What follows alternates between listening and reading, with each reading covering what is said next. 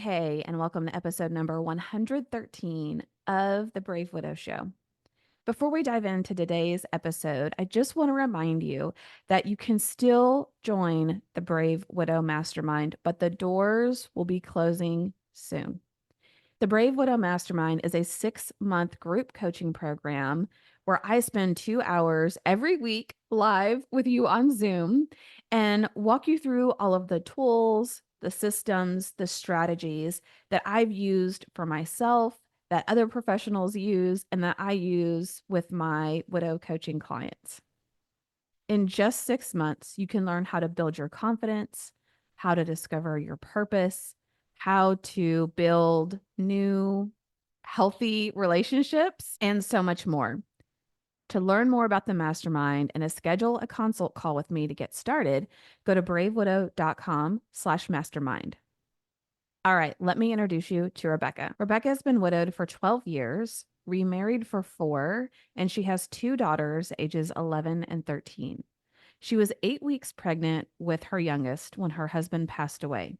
She is currently an elementary Spanish teacher and a grief life coach and author of a children's grief book. Be sure to check out the show notes for all of the links to Rebecca's book and ways that you can connect with her. All right, let's dive in.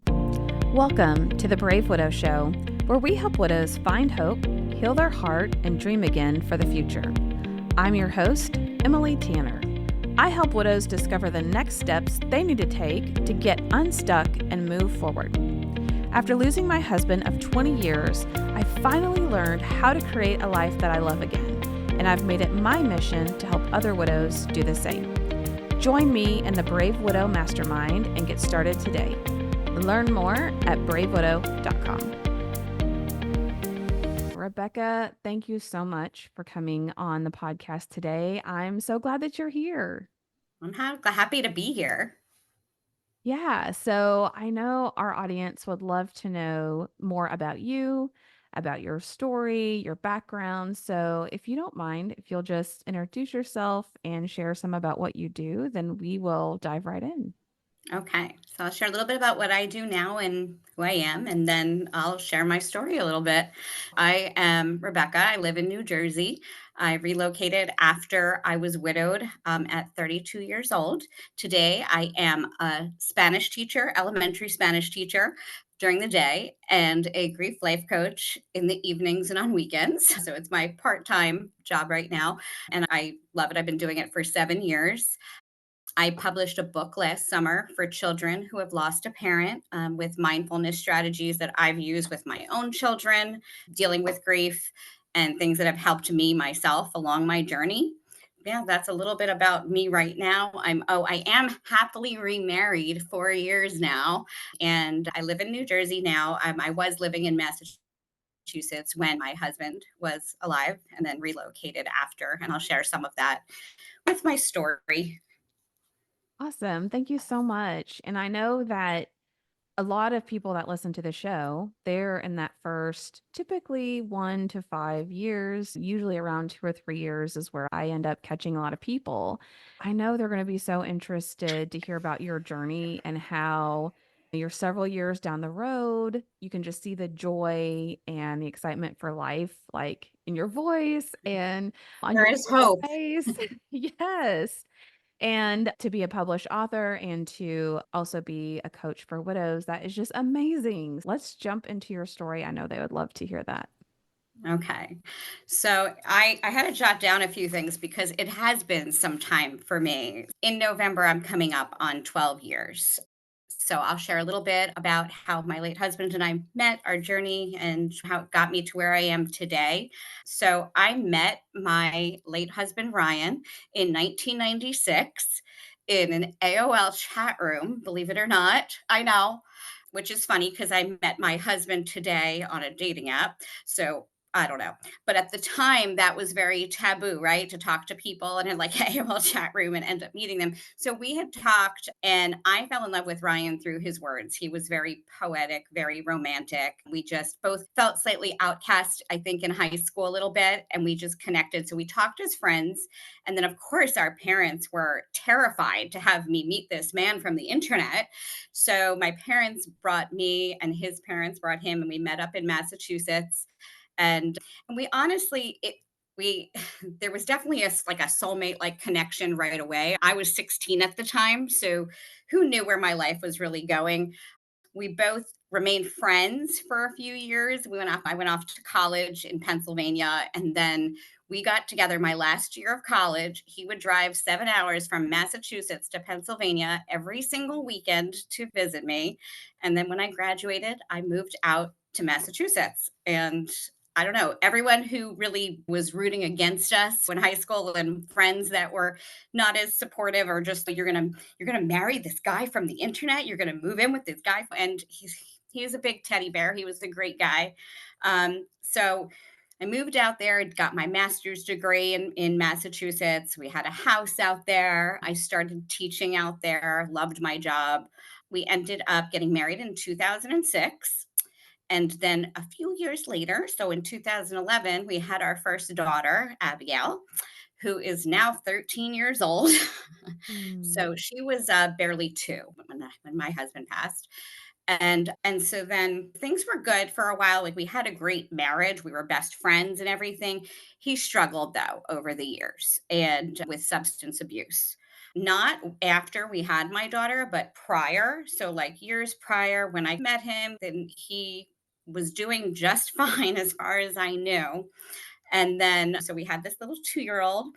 And then I found out that I was pregnant with our second daughter. I found out in October of 2012, November in 2012. We told my family at Thanksgiving that I was pregnant. And a week later, he passed of an overdose. He met a new friend, went out one night, and the police came to my door at 3 in the morning. I had a little 2 year old Abigail sleeping. I'm getting a little choked up. Little 2 year old Abigail sleeping, and I was 8 weeks pregnant. He had gone out to supposedly watch a football game with a friend, and 3 in the morning still wasn't home. The police came to my door, took me to the hospital, and put me in that little room when I got there, and I can remember every single detail from that little room, and them telling me, and me in shock. And then my in-laws came with Abby, my nearly 2 year old, to the hospital. And I remember in that little room, after finding out that he had passed, singing Old MacDonald Had a Farm to my daughter to try to keep her entertained.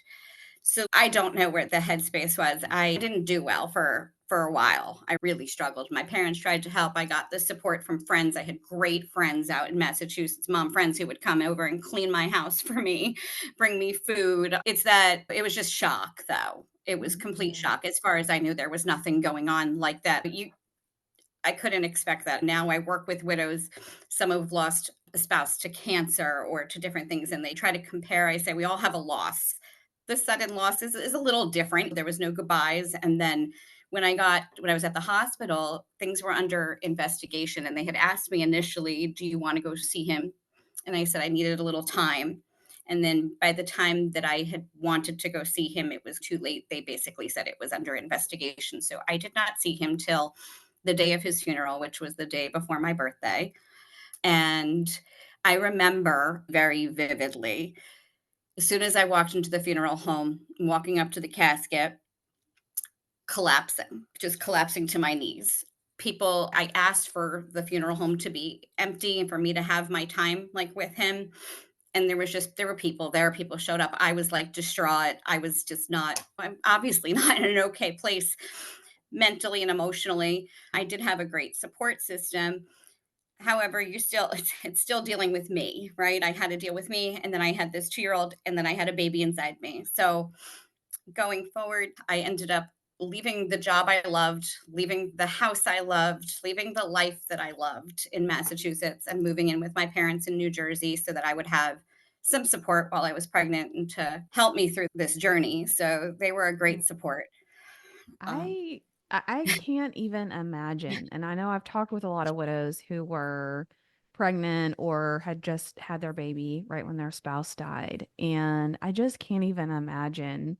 Like, it was hard enough for me with kids that were a little bit older, but a 2-year-old needs you all the time. A newborn needs you all the time. And there had to be a lot of complicated grief and just a crazy bittersweet experience to be bringing a new baby in the world, knowing that they're not going to be able to meet their dad and you weren't going to have him there for that experience right. as you normally might Right. have expected. How'd you navigate those weeks and months? Some of it is a blur, in all honesty. I say to widows I work with today or other widows I talk to that I only really I had to deal with my 2-year-old, obviously, very, but I had to deal with me more than having to explain anything to children that were a little older like yours. I didn't have to deal with their grief so much as my own.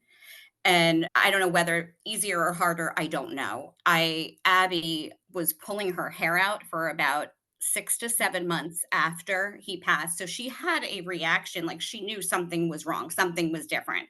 I was working a few jobs, he was putting her to bed most nights, and now he's not. We would sing to her this little "Goodnight, Sweetheart" song every night together, and I still try to sing it to my girls today before bed. And they giggle when I'll do like Ryan's little part, his little singing part. But how I got through it, the support of family and friends, probably. I met a friend, Cassie, in a Facebook group, in a pregnant and widowed Facebook group in 2012. And we are very close to this day. We do little widow night outs here and there, but we walked each other through. She was pregnant. Her spouse also passed similarly right before Ryan. She was also pregnant. So we walked this journey together, which was such an amazing support for me because who else would I have to understand my situation? There was no one that I was going to have to understand.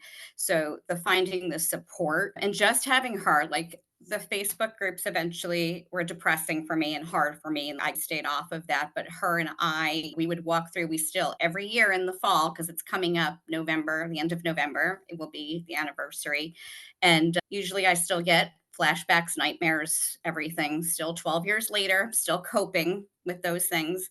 In the fall, my last little video, my only video clip I really have of him is him pumpkin picking with Abby on his shoulders, and he's waving through the little cornfield. And so this time of year, as it's approaching fall, is a little harder. It's bittersweet because I've made making new memories, obviously. And the girls now that are 11, 13 are now dealing with their grief. They're asking, they wanna know more, and I obviously didn't have to explain much to them, like I said, for years. It was just, "Daddy isn't here." It's hard with a drug overdose to really explain that to a child. My girls now do know how he passed. We don't talk about it too much. It is what it is, it's the facts, and I don't wanna lie to my children. Yeah, that's where we're at a good place now. We all do our therapy, we all do our mindfulness and our breathing strategies. I've taught them breathing strategies since they were wee little ones. And I think that's helped, just giving them some tools that they can use to help, and the tools that have helped me. My parents ended up watching them while I went away for some treatment, for some help.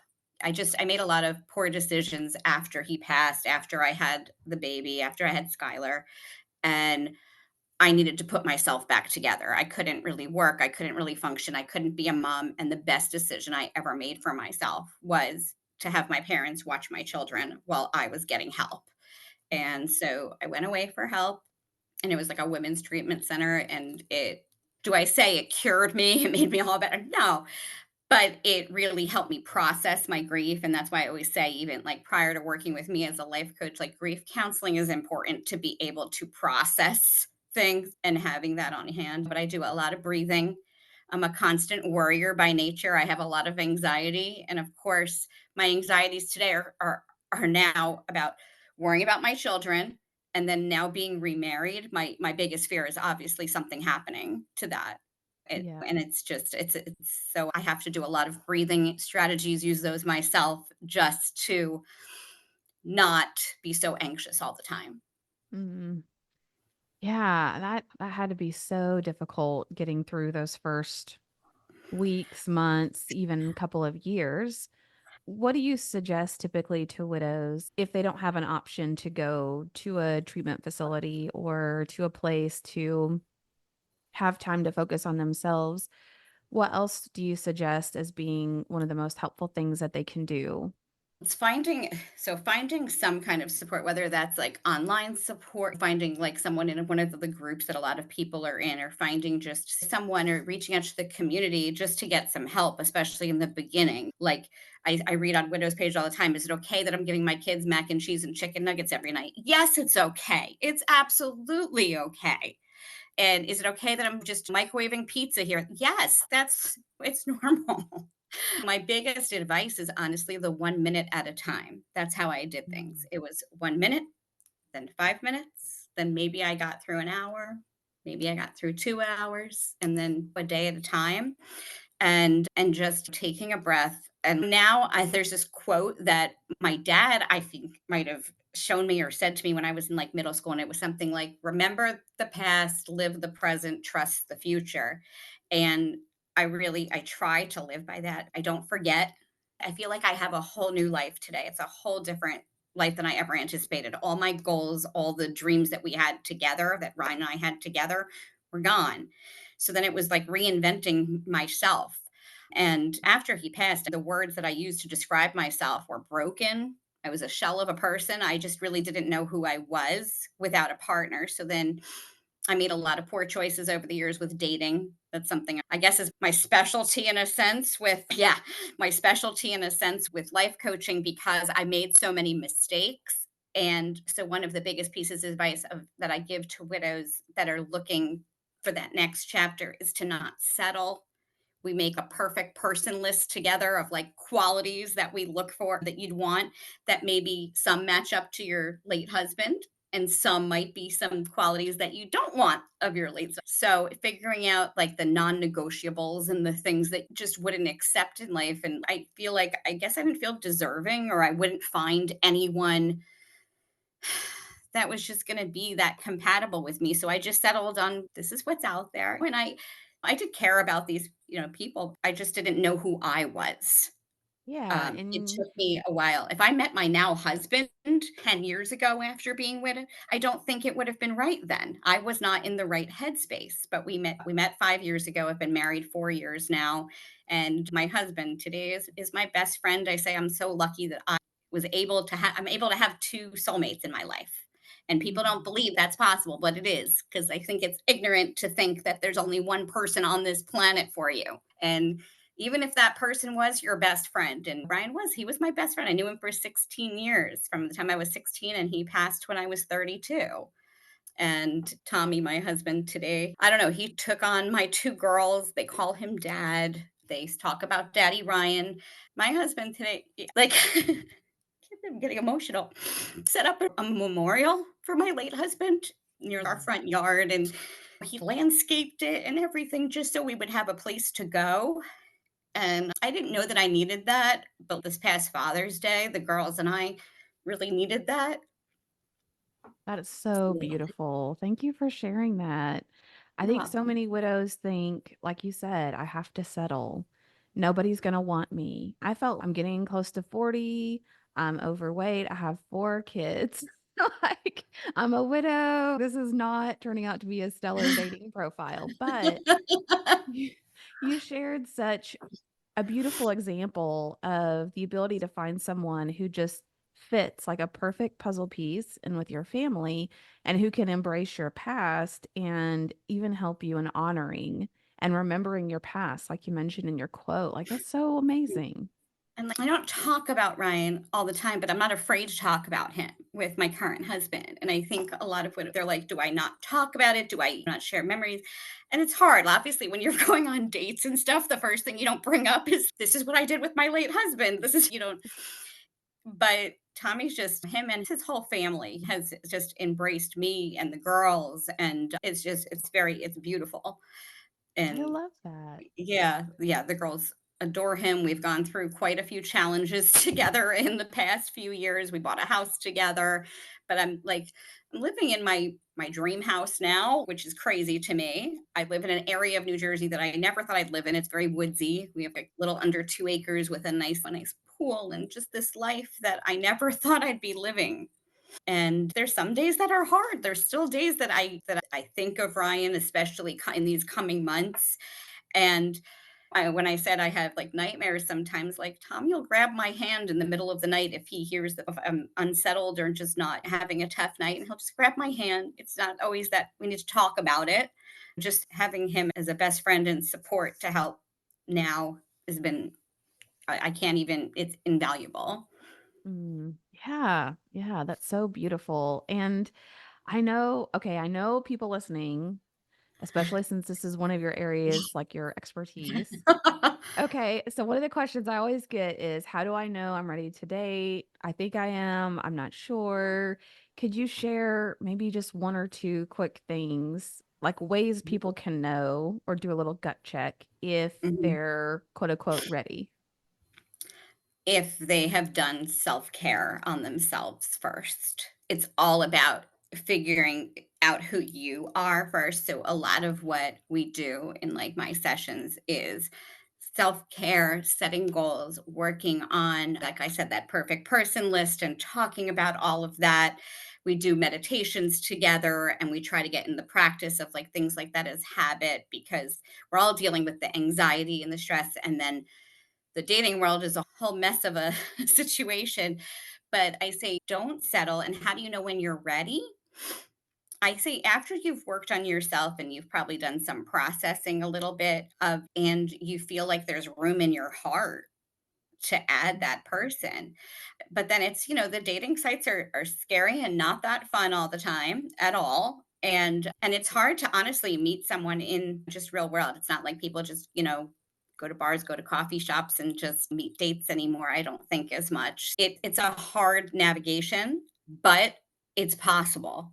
And I have widow clients from like small groups from a couple years, and I have many that are married now that when I started with them. I'm not saying that it had nothing to do with me. It was all on them. It's them was putting in that work on yourself and just feeling whole without a partner, feeling whole Yes. and then just knowing that your heart is open to adding someone and that you have to be able to move forward from the grief. It's not completely letting it go, it's not forgetting it, but it's a matter of I say like life coaching is like moving forward whereas therapy is more rehashing the past of it. And it's all about let's figure out you currently where you are right now and then getting you to move forward and setting new goals and then talking about the dating. And I have like specifics on what to put on your dating like the app websites and things like that we talk about in more specifics.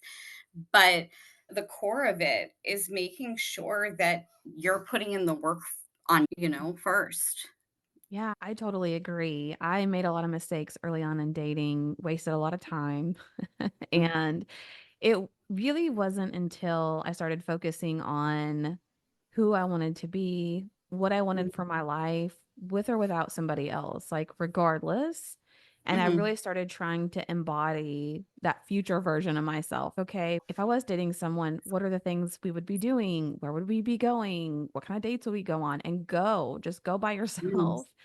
I Super love weird that. and awkward at first. But to your point, once you feel whole on your own and you start to be excited about life again, then you look for someone who makes your life sweeter. You don't Right. settle for someone where you have to make a lot of concessions and compromises Mhm. and all of those things. Right. Yeah.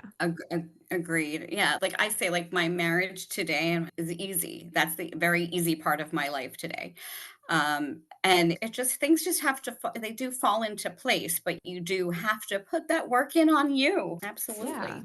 And that can be difficult for people to navigate. I know even for myself, like I wouldn't want to make decisions because I would think, oh, what if I meet someone and they don't like this? Or what if they don't want to live there? Right. What if they don't like doing these things? Instead of thinking of, I want to create a vibrant, full life and the Mhm. right person is going to be attracted to those Yeah. things. And yeah, it's just amazing.